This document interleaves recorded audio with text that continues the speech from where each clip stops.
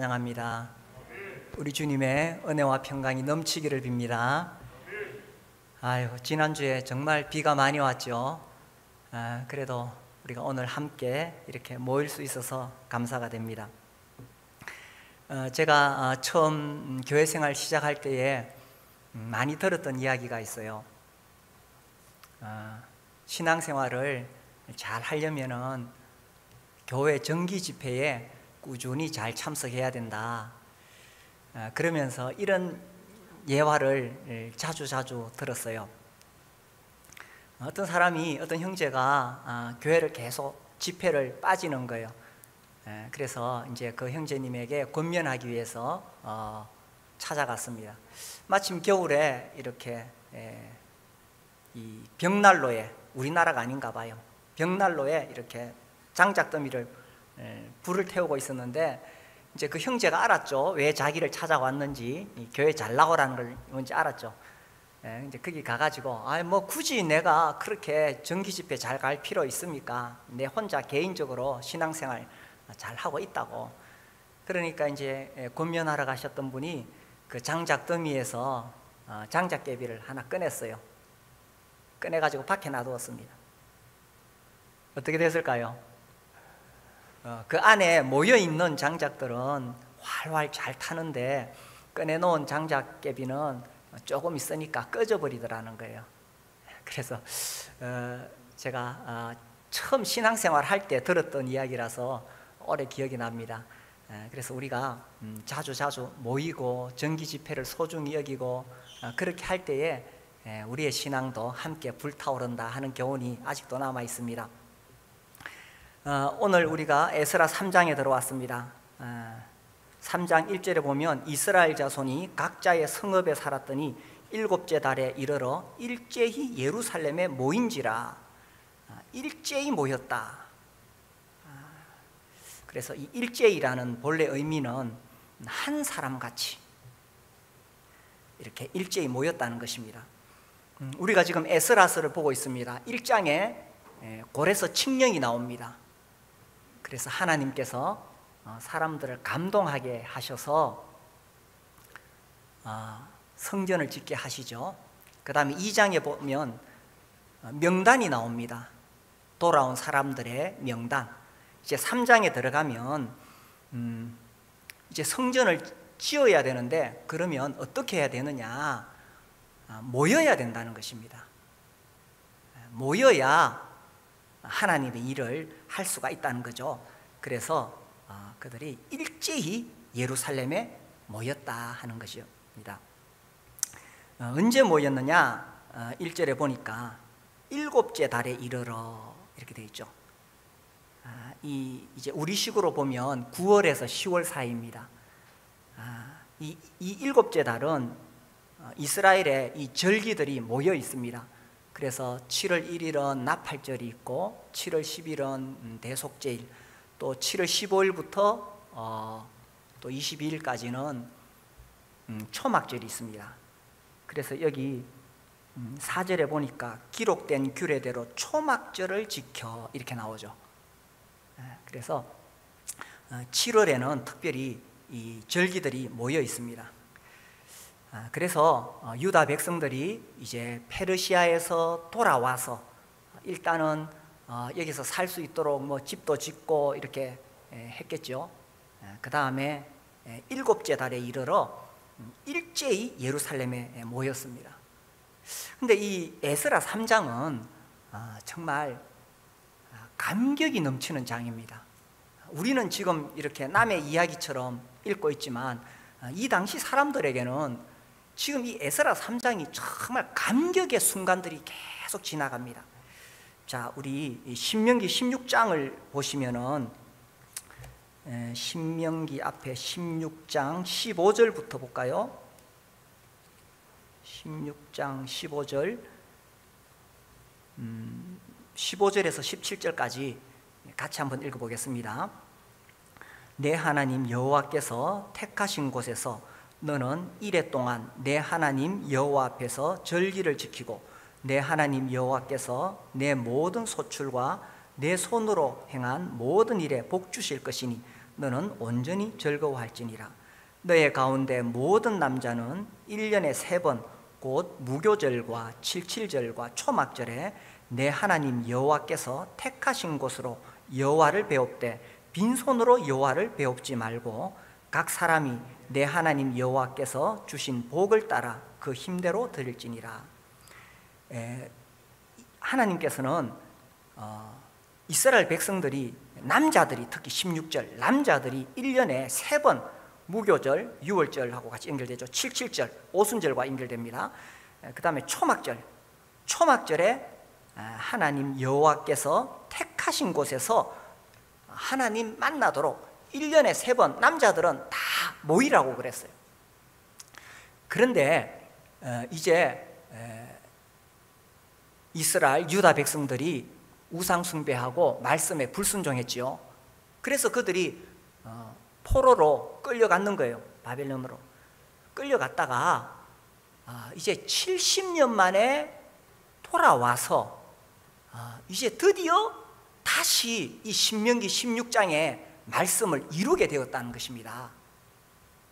아마 여기는 586년 3차 포로 때 끌려간 사람들도 있을 것인데, 그렇다면 이 에스라 3장은 587년 BC 그러니까 약 50년 만에 돌아온 사람도 있을 것입니다.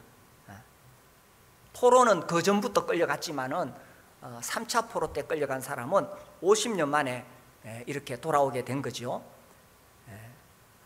이 하나님께서 1년에 3번 남자들이 이 택하신 곳에 와서 예배 드리라고 했는데 이것을 70년 동안 할 수가 없었는 거예요.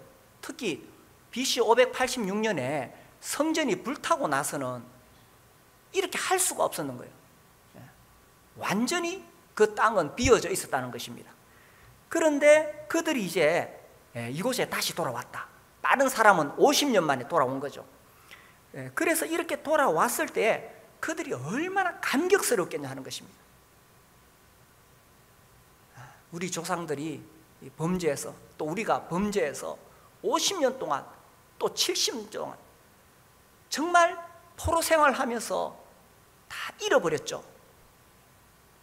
그런데 이제 다시 그들이 바벨론 땅에 있을 때는 이 말씀을 지킬 수가 없었는 거예요.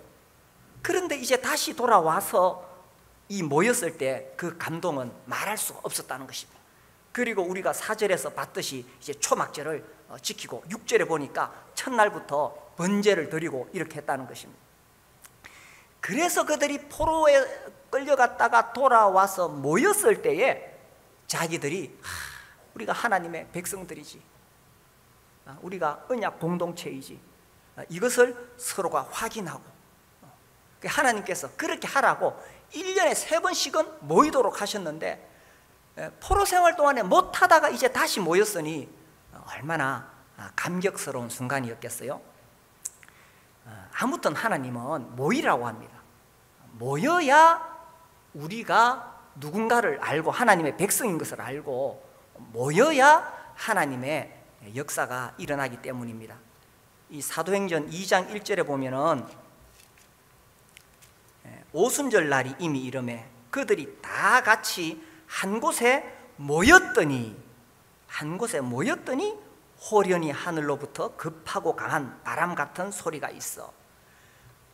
이렇게 성도들이 모인 자리에 하나님의 역사가 있습니다. 그래서 사도행전 2장에서 모인 그 자리에 이제 성령이 임하시게 되고 교회가 시작이 되는 거죠. 우리가 잘 아는 히브리서 10장 말씀에도 보면 10장 24절 서로 돌아보아 사랑과 선행을 격려하며 모이기를 패하는 어떤 사람들의 습관과 같이 하지 말고 오직 권하여 그날이 가까움을 볼수록 더욱 그리하자. 이 습관입니다. 습관. 모이는 것은 아마 우리 성도들에게 지난번 우리 경험했죠. 코로나 때문에 주일날 교회를 못 왔습니다. 야, 이 평생을 주일날 교회에 와서 예배 드리던 분들은 주일날 너무너무 괴로웠을 거예요. 그렇죠, 그죠? 안 괴로우셨어요? 아니 주일날 당연히 평생을 10년, 20년, 30년, 50년은 평생을 주일날 예배드리러 왔는데 이 코로나 때문에 교회 오지 말라고 하니 얼마나 괴롭습니까? 이게 습관이거든요. 그런데 안 나오는 것이 습관이 된 사람은 안 나오는 것이 편해요. 수요일도 마찬가지입니다. 수요일도 습관이 된 사람은 수요일 되면 당연히 교회를 나와야 돼. 안 나가면 이게 더 괴로운 거예요. 그래서 주님은 모이라고 하시고 안 나오는 습관을 만들면 안 된다라는 것입니다. 그래서 우리가 모여야 이 공동체가 형성이 되고 모이는 곳에 하나님의 역사가 일어납니다.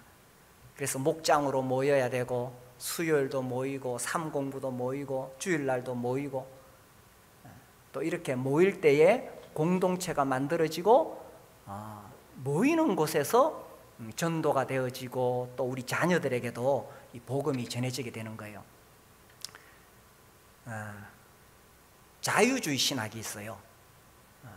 우리가 믿고 있는 이 성경의 신앙을 벗어나서 성경을 하나의 어떤 문학책으로 보면서 그야말로 정통 신앙과는 이렇게 벗어났죠. 그 자유주의 신학의 아버지라고 하는 사람이 독일의 신학자 슐라이언마흐입니다. 이 사람은 종교는 절대 의존의 감정이다 이런 이상한 소리 했는데, 그런데 제가 이분의 글을 읽다가 이분이 정말 이 기독교를 정확하게 관찰하고 표현한 것이 있어요. 이렇게 말했습니다. 이 사람은 기독교는 종교는 의존의 감정이다 그랬는데, 이 의존의 감정은 각 종교 공동체 내에서 구체적인 형태를 취한다. 종교 집단들의 목적은 다른 집단들과 미래의 세대들에게 자기들에게 필요한 경험을 전달함으로써 그들이 동일한 감정에 참여할 수 있게 하려는 것이다. 무슨 말인지 잘 모르겠죠? 이런 이야기입니다. 기독교가 공동체를 형성했을 때에 우리 안에 우리가 믿는 신앙이 굳건하게 세워지고 또 우리가 공동체를 형성했을 때 우리가 다른 사람들에게 전도하게 되고 무엇보다 다음 세대, 자녀들에게 이 신앙이 전수가 된다는 것입니다.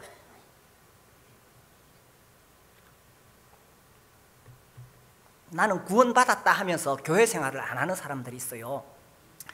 특히 이 구원파시 구원을 받은 사람들이 그런 사람들이 많아요. 자기는 구원받아서 천국은 간다 이거예요. 완전 구원파시 구원이죠.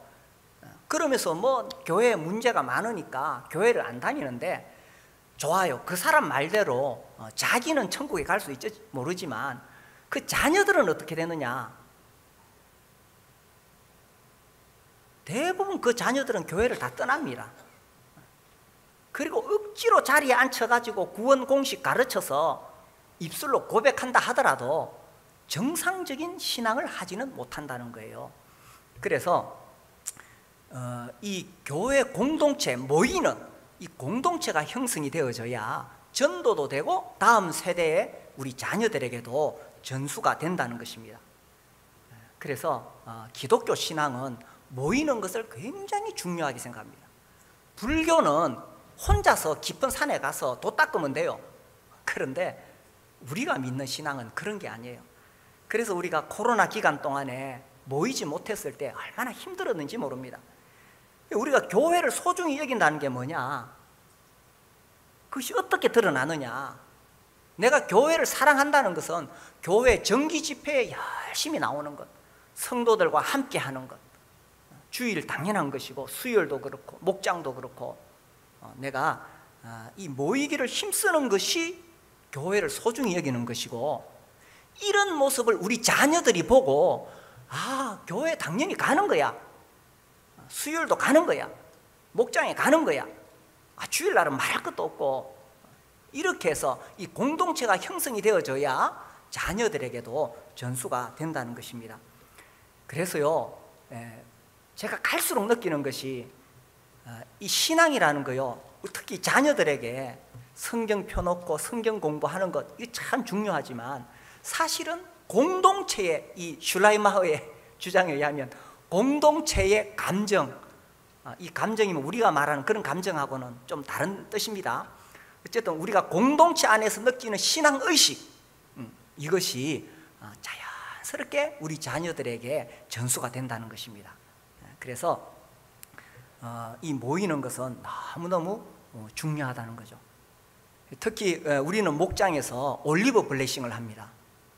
야, 이거 정말 중요합니다. 그래서 우리 어린 아이들을 부모가 안고 축복해주고 기도해주고, 아이들이 교회 와서 성경 공부하지만 사실은 그런 몸으로 이 신앙을 배우고 느끼는 거예요. 이제 여름 성경학교, 지금 코로나 때문에 지금 여러 가지 어려움을 겪고 있습니다. 우리 아이들에게 물어보세요. 작년에 여름 성경학교 때 뭐 배웠는지. 애들 기억 못합니다. 그러나 해마다 여름이면 모여서 하룻밤 같이 자고 맛있는 거 먹고 선생님의 사랑을 받고, 이런 것들이 해마다 쌓이고 쌓여서 그것이 어린이에게 이 종교, 이 사람 슐라이마흐의 그 말처럼 그것이 그렇게 전해지게 된다는 이야기입니다. 그래서 신앙은 혼자 하는 것이 아니라 함께 하는 것이고, 내가 아무리 굳건한 신앙을 가졌다고 해도 그 활활 불타고 있는 이 장작더미에서 꺼내놓으면 그 장작개비는 결국 불이 꺼지고 만다는 것입니다. 그래서 우리가 모이기를 힘써야 된다는 거죠. 아멘이십니까? 네. 그래서 3장 1절에 일제히 모였다. 일제히 모였다. 자, 그래서 이들이 모여서 무엇을 했느냐? 2절 보시면 요사닥의 아들 예수아와 그의 형제 제사장들과 스알디엘의 아들 스룹바벨과 그의 형제들이 다 일어나 이스라엘 하나님의 무엇을 만들었어요? 제단을 만들고 하나님의 사람 모세의 율법에 기록한 대로 무엇을? 번제를 그 위에 드렸다. 이렇게 나오죠. 우리가 읽으니까 남의 이야기 같지만 이 당시 사람들이 이렇게 모여서 제단을 만들고 번제를 드리는 이 순간은 정말 말할 수 없는 감격의 장입니다. 이들로서는 얼마나 감격스러운 그런 자리인지 모릅니다. 이제 그들이 70년 동안 포로 생활을 하다가 다시 돌아왔는데, 돌아와서 정말 하나님의 말씀이 지금 이루어지고 있는 것이거든요. 우리 다시 한번 찾아볼까요? 예레미야 25장에 보면 또 한번 찾아봅시다. 25장 11절에 보면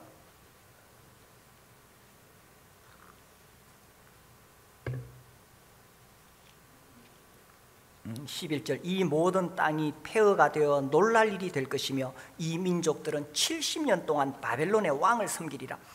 여호와의 말씀이니라.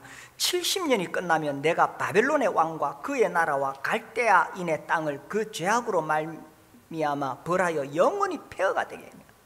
내가 그 땅을 향하여 선언한 바 곧 예레미야가 모든 민족을 향하여 예언하고 이 책에 기록한 나의 모든 말을 그 땅에 임하게 하리라. 하나님께서 예레미야를 통해서 70년 이 바벨론 포로 생활이 끝날 것을 예언하셨는데, 이제 지금 그들이 그 역사의 장에 와 있는 거예요. 진짜 하나님 말씀하신 대로 지금 되어가고 있는 거예요. 그러니 그곳에 모여서 제단을 쌓을 때에 정말 말할 수 없는 감격이 흘러 넘치지 않겠어요? 야, 이게 인간적으로 상상이나 가능한 일입니까? 아니, 포로로 끌려가 70년 살다가 다시 돌아와서 거기에 제단을 쌓고 예배를 드린다는 거, 이거 인간적으로 불가능합니다. 그런데 하나님께서 말씀하셨기 때문에 이루어지는 거예요. 예레미야 33장 또 넘어가 봅시다. 33장 10절 11절 여호와께서 이와 같이 말씀하시니라. 너희가 가리켜 말하기를 황폐하여 사람도 없고 짐승도 없다 하던 여기 곧 황폐하여 사람도 없고 주민도 없고 짐승도 없던 유다 성읍들과 예루살렘 거리에서, 그 다음 잘 보세요. 이거 기억하셔야 됩니다. 즐거워하는 소리, 기뻐하는 소리, 신랑의 소리, 신부의 소리와 및 만군의 여호와께 감사하라. 여호와는 선하시니 그 인자하심이 영원하다 하는 소리가 다시 들리리니 이는 내가 이 땅에 포로를 돌려보내어 지난 날처럼 되게 할 것임이라. 여호와의 말씀입니다. 이야, 놀랍지 않습니까? 이제 70년 만에 예레미야를 통해서 하신 이 말씀이 지금 이루어지고 있는 거예요. 그래서 지금 그들이 돌아와서 거기다가 지금 제단을 쌓고 번제를 드릴 때에 과거에 그들이 무시했던 예레미야, 그 선지자의 말 무시했었거든요. 그런데 지금 그 예언이 그대로 이루어지고 있다는 사실입니다. 지금 그 역사의 현장에 있는 거예요. 이것이 하나님께서 일하시는 방법입니다. 하나님 먼저 계획하시고 말씀하시는 말씀, 자기 종들을 통해 말씀하시고 그 다음에 감동을 주셔서 그 말씀에 순종한 사람들을 통해서 하나님의 역사를 이루어가는 거예요. 지금 여기 1장에 보면 고레스 칙령이 내리잖아요. 그 1절에 바사왕 고레스 원년에 에스라 1장 1절 여호와께서 예레미야의 입을 통하여 하신 말씀을 이루게 하시려고 하나님께서 예레미야를 통해 하신 말씀을 이루시려고 감동을 주셨을 때 사람들이 감동을 받고 거기서 끝나면 안 되죠. 2장에 보면 돌아오는 거예요. 이미 바벨론 땅에 집 짓고 농사 짓고 잘 살고 있었지만 이 감동을 받은 사람은 거기 머물지 않고 돌아온 거예요. 그리고 돌아와서 자기들이 지금 하고 있는 일이 뭐냐, 하나님 말씀이 이루어지는 그 현장에 있다는 것입니다. 이게 하나님 하시는 거예요. 하나님께서 우리에게 말씀하시고 감동을 주실 때에 우리가 그 말씀에 순종하면 나도 그 하나님 역사의 현장에 있게 된다는 것입니다. 그래서 하나님께서 우리에게 감동을 주실 때 순종하시기 바랍니다. 목자하라 이렇게 감동을 주실 때 예 하고 목자하는 거예요. 어린이 청소년 교사하라, 또 교회 섬기는 집사를 해라 이렇게 감동을 주실 때에 예 하고 하는 거예요. 그러면 내가 하나님의 역사가 이루어지는 그 놀라운 현장에 내가 서 있게 되는 것이고 하나님의 손에 쓰임 받는 것입니다. 자, 3절 볼까요? 에스라 3장 3절에 보시면 무리가 모든 백성을 두려워하여, 자, 이게 무슨 말이냐 하면 이제 BC 586년에 예루살렘이 다 불타고 포로로 끌려가니까 거기에 이제 이방인들이 와서 살았는 거예요. 이방 민족이 와서 거기다가 집 짓고 뭐 농사 짓고 살고 있는데 갑자기 그 유다 민족이 올라오니까 그들이 위협을 느끼지 않겠어요? 자기들이 지금 잘 살고 있는데 50년, 70년 만에 그 옛날 그 살았던 그 유다 민족이 올라오니까, 그러니까 막 그 이방 민족이 자기들끼리 쫙 이렇게 막 단결해가지고 유다 민족을 공격하려고, 여기 두려워하여 이 단어가 이게 번역이 본래 의미는 극심한 공포가 몰려왔다 그런 뜻입니다. 지금 유다 사람들은 아직 이렇게 준비가 안 되어 있는데, 그런데 이 이방인들이 해코지 하려고 그러니까 지금 극심한 공포가 밀려왔는 거예요. 자, 그 다음 보세요. 두려워하여 어떻게 했습니까? 두려워하여 어떻게 했어요? 제단을 그 터에 세우고 그 위에서 아침 저녁으로 여호와께 번제를 드리며.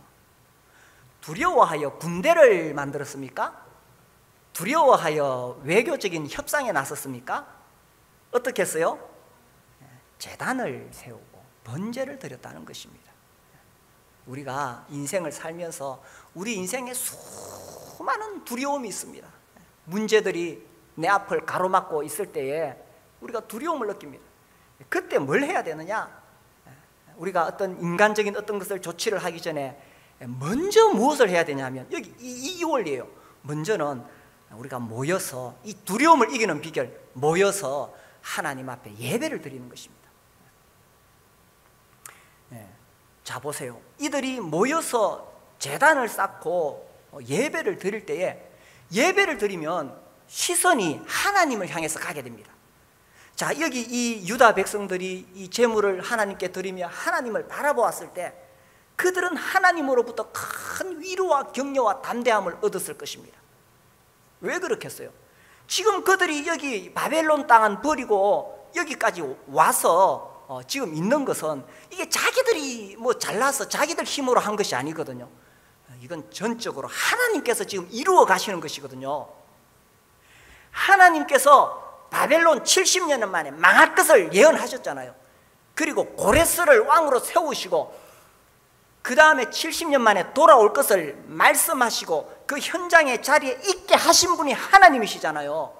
그러니까 인간 나라를 다스리시고 왕을 세우시고 패하시는 그 하나님을 바라보게 될 때 그들에게 담대함이 생길 수밖에 없다는 사실입니다. 그래서 우리가 예배를 통해 하나님을 바라보고 하나님을 만날 때에 우리가 담대함을 얻을 수가 있다는 것입니다. 온 우주 만물을 운행하시고 내 인생의 주인 되시고 역사의 주관자 되시는 그 하나님을 내가 바라보게 될 때에 내 인생이 그 하나님의 손에 있기 때문에 하나님께서 내 인생을 인도하실 것이라는 담대함을 가질 수가 있다는 것입니다. 그래서 우리가 살아가면서 많은 문제들이 우리 앞을 가로막지요. 우리 학생들 이제 시험, 고3들은 수능을 앞두고 있고 갑자기 찌릿하죠. 시험이 있고 또 취업도 해야 되고, 그죠? 결혼이나 또 사업이나 우리 인생 앞에 수많은 문제들이 있는데 두려움을 이기는 비결, 우리가 모여서 제단을 쌓고 예배를 드리는 것입니다. 그래서 하나님을 바라보는 거예요. 우리가 여기 에스라스를 보더라도 이게 얼마나 정말 놀라운 일입니까? 예레미야를 통해서 그렇게 말씀하시고 지금 그 말씀 그대로 이루어 가시는 하나님, 계획하시고 성취하시는 하나님, 그 하나님을 우리가 바라보게 될 때에 우리가 담대함을 얻을 수가 있다는 것입니다. 그렇게 하려면 모여야 돼요. 모여야 우리가 예배할 수 있기 때문에. 자, 그렇게 해서 이제 드디어 성전의 기초를 놓게 됩니다. 이제 8절 볼까요? 8절. 드디어 이제 성전 기초를 놓게 됩니다. 예루살렘에 있는 하나님의 성전에 이른 지 2년 둘째 달에 스알디엘의 아들 스룹바벨과 요사닥의 아들 예수아와 다른 형제 제사장들과 레위 사람들과 무릇 사로잡혔다가 예루살렘에 돌아온 자들이 공사를 시작하고, 이렇게 공사를 시작하죠. 그 다음에 10절에 보면 건축자가 여호와의 성전의 기초를 놓을 때, 자, 이렇게 시작하는데 이 8절에서도요 이게 정말 감격스러운 장면입니다. 8절 언제 시작했어요? 2년 둘째 달이죠.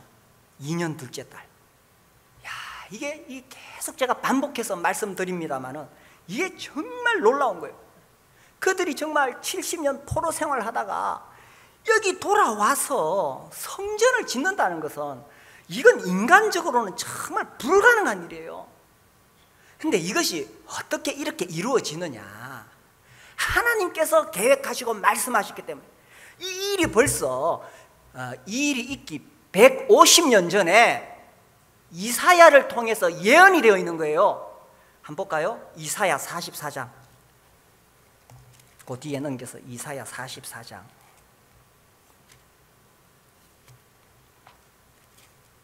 28절입니다.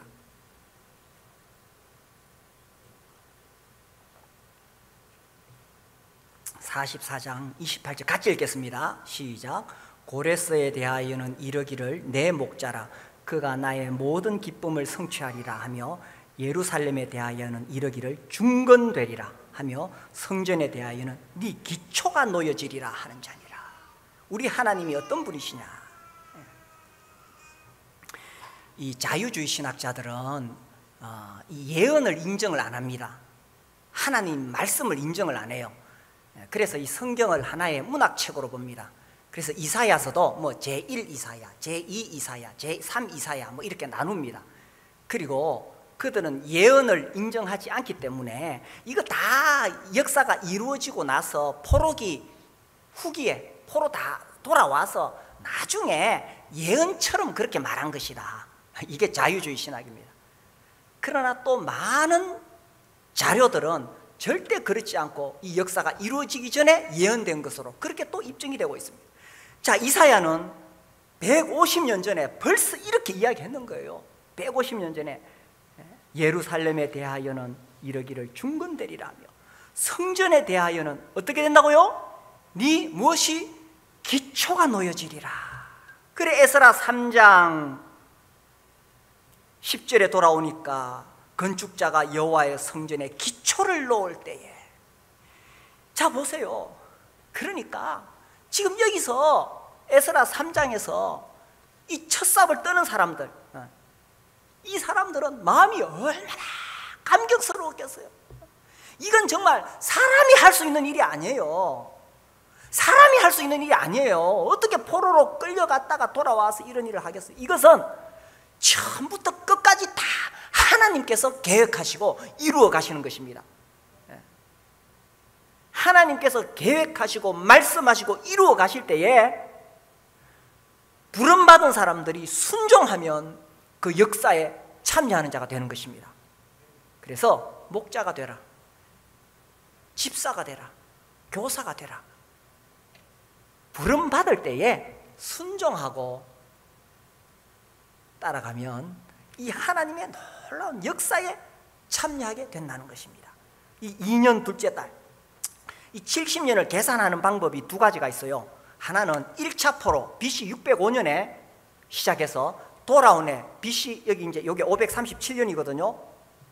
그래서 536년에 이제 이렇게 시작하는데, 그래서 538년에 돌아와 가지고 이제 2년 둘째 달이거든요. 그러니까 그렇게 따져도 뭐 한 70, 69년 나오고, 아니면은 예루살렘 성전이 무너진 것 BC 586년부터 성전이 재건된 BC 516년까지 이렇게 해도 딱 70년이 나와요. 여기 계산하는 방법이 두 개가 있어요. 무슨 말인지 모르겠죠. 숫자가 막 나와서. 요거는 말씀의 삶 성경 공부 시간에 배우시면 됩니다. 자, 어쨌든 이 사람들은요, 이 현장에 있을 때 말할 수 없는, 우리가 이해할 수 없는 그 첫삽을 떠면서 70년 만에 성전의 기초가 놓인다고 150년 전에 예언하셨는데, 이 첫삽을 뜰 때 눈물 없이 뜰 수가 있겠습니까? 신앙은 이런 거예요. 하나님께서 하시는 거예요. 우리는 그 부르심에 따라가는 거예요. 그러면 하나님 손에 쓰임 받는 인생 되는 것입니다.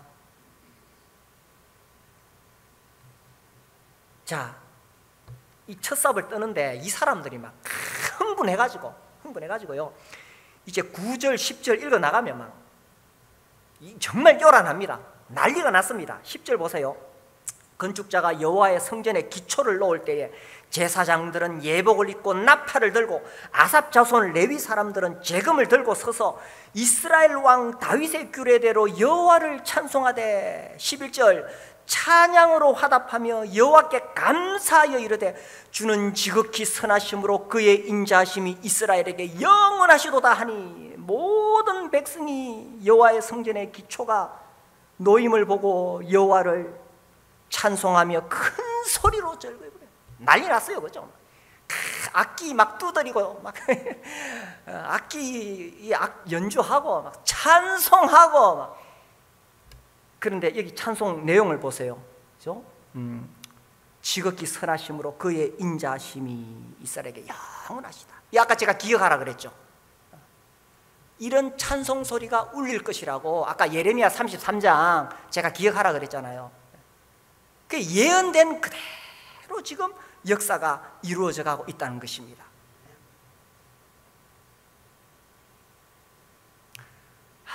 참 우리가 신앙생활 한다는 게 놀랍지 않습니까? 하나님이 이런 놀라운 계획하심과 섭리 가운데 우리를 부르셔서 우리를 쓰시기를 원하시는 거예요. 12절 제사장들과 레위 사람들과 나이 많은 족장들은 첫 성전을 보았으므로 이제 이 성전의 기초가 놓임을 보고 대성통곡하였으나 여러 사람은 기쁨으로 크게 함성을 지르니, 여기 두 가지 반응이 나옵니다. 예를 들자면 한 60살 넘은 분들은 586년에 BC 끌려간 사람은 10살 때 그 솔로몬 성전을 보았거든요. 첫 번째 성전, 솔로몬이 세웠던 그 장엄하고 웅장하고 막 완전 황금으로 입혀놓은 그 거대한 성전을 보았거든요, 10살 때. 근데 60살 돼서 돌아와서 보니까 지금 기초를 놓는 것은 너무 초라해, 그 시대에 비하면.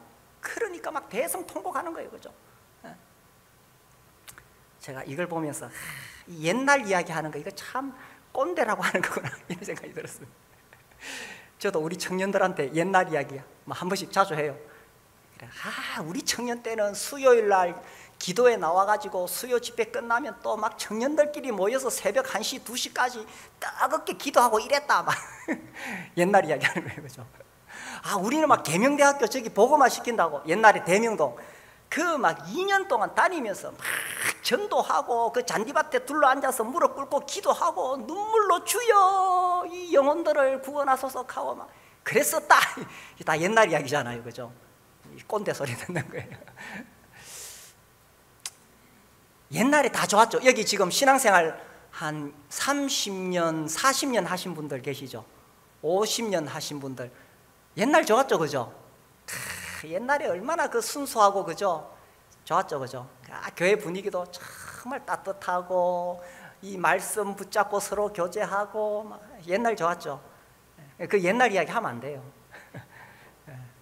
그 옛날 이야기, 옛날은 옛날로 흘러간 거예요. 그 다 젊은 사람들 힘 빼는 이야기더라고요, 보니까.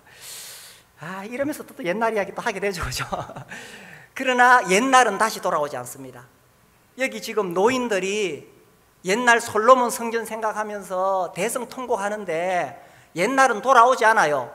이 젊은 세대들 힘 빼는 거예요, 그죠?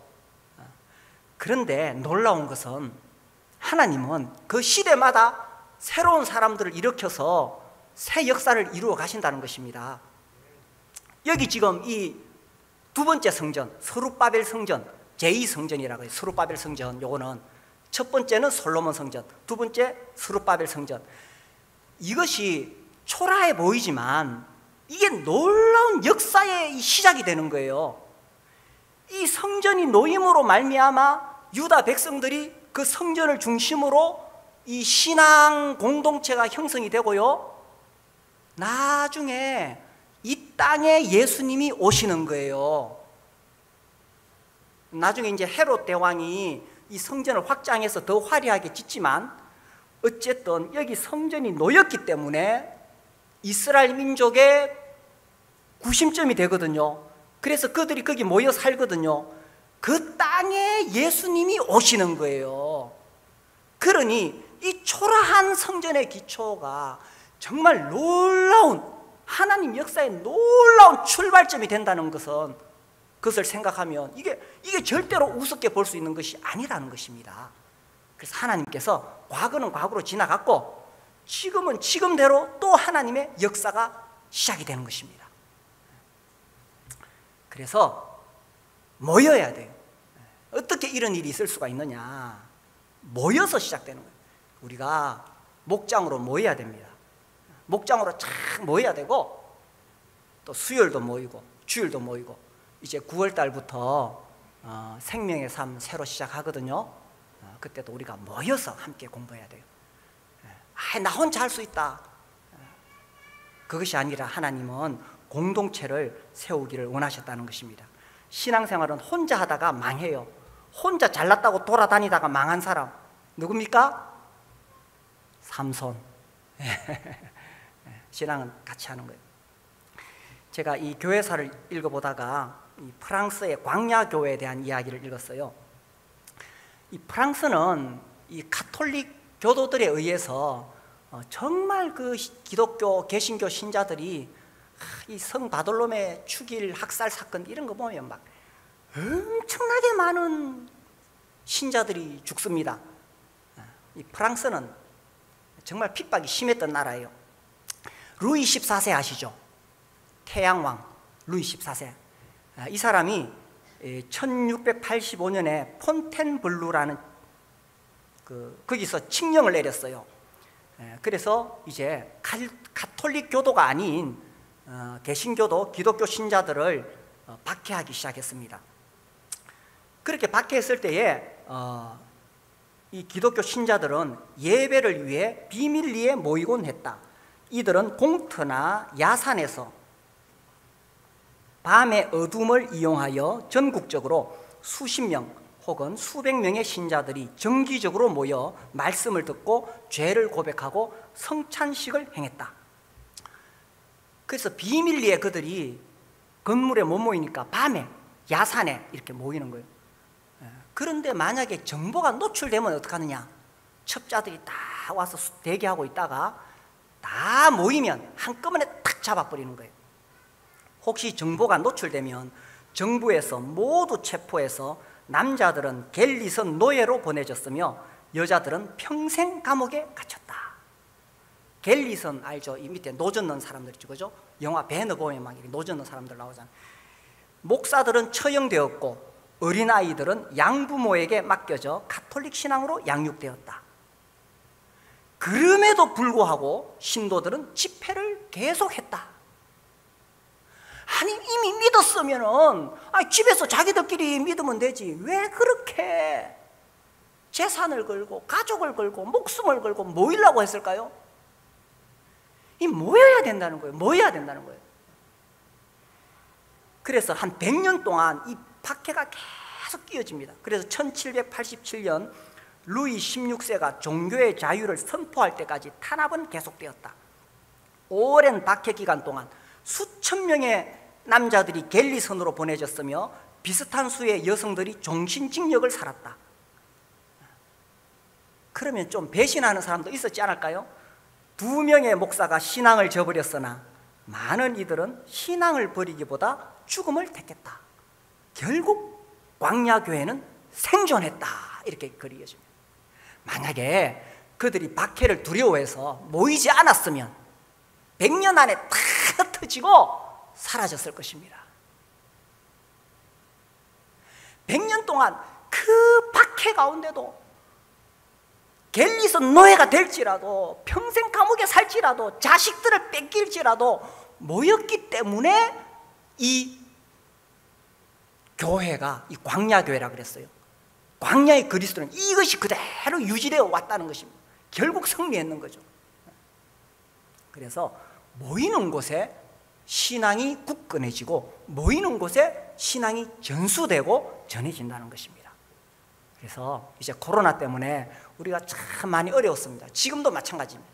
그러나 정말 우리가 모이는 것을 힘쓰고 모일 때에 우리 가운데 하나님의 역사가 일어납니다. 그리고요 우리가 봤지만 애쓰라 봤지만 사람들이 어떻게 산다는 게 아니에요. 하나님이 주도적으로 하고 계시잖아요. 그래서 우리가 감동을 받아 순종하고 따라가면 하나님의 역사에 참여하는 자들이 될 것입니다. 그렇게 하기 위해서 우리가 잘 모이는 목장, 수요일, 주일 잘 모이는 그런 교회가 되기를 바랍니다.